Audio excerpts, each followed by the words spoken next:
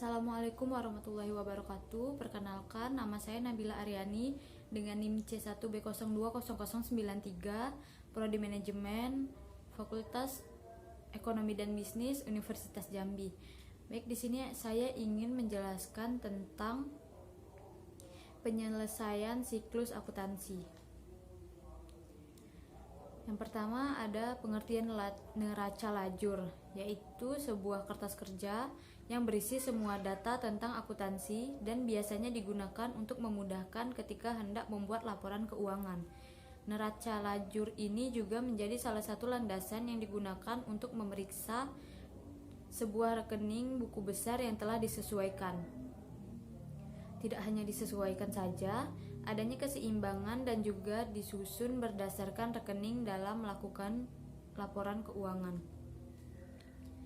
Selanjutnya ada fungsi neraca lajur. Yang pertama digunakan untuk meringkas data.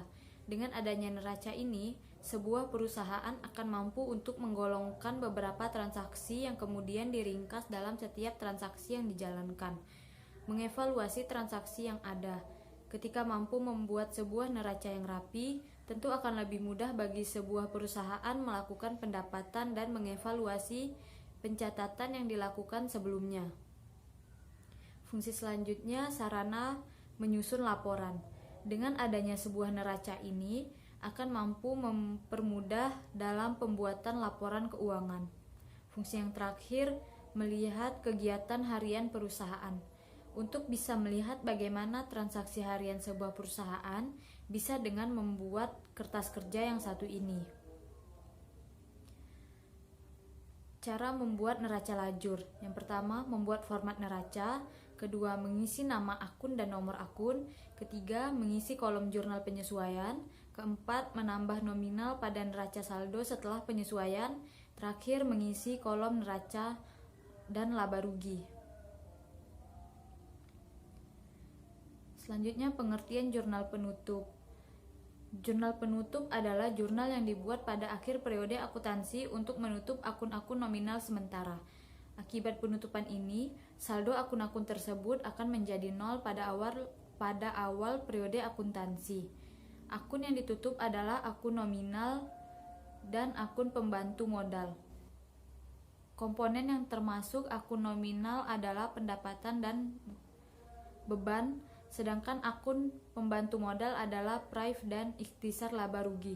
Setelah jurnal penutup diposting ke setiap akun, maka yang tersisa adalah perkiraan real, aset, liabilities, kapital atau equity. Fungsi jurnal penyesuaian. Yang pertama, menutup saldo yang terdapat pada sebuah perkiraan sementara, sehingga perkiraan tersebut menjadi nol. Kedua, agar saldo akun modal menunjukkan jumlah yang sesuai dengan keadaan pada akhir periode, sehingga saldo akun modal akan sama dengan jumlah modal akhir yang dilaporkan ke neraca.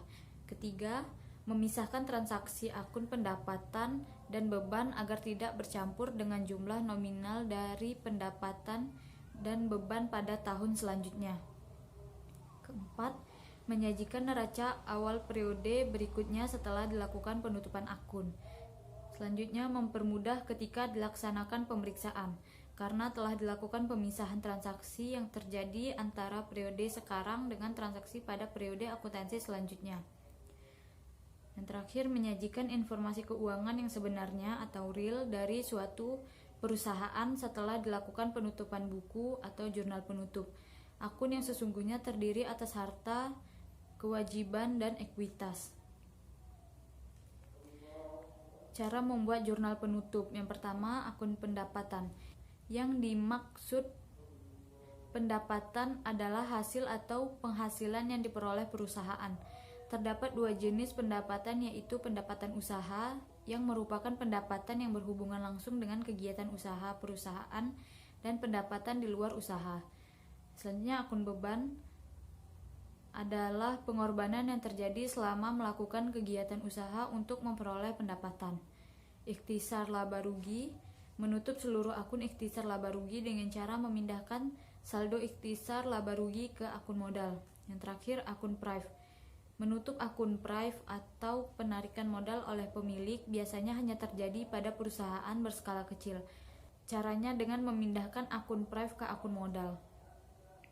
Baik, sekian yang dapat saya sampaikan. Saya akhiri. Wassalamualaikum warahmatullahi wabarakatuh.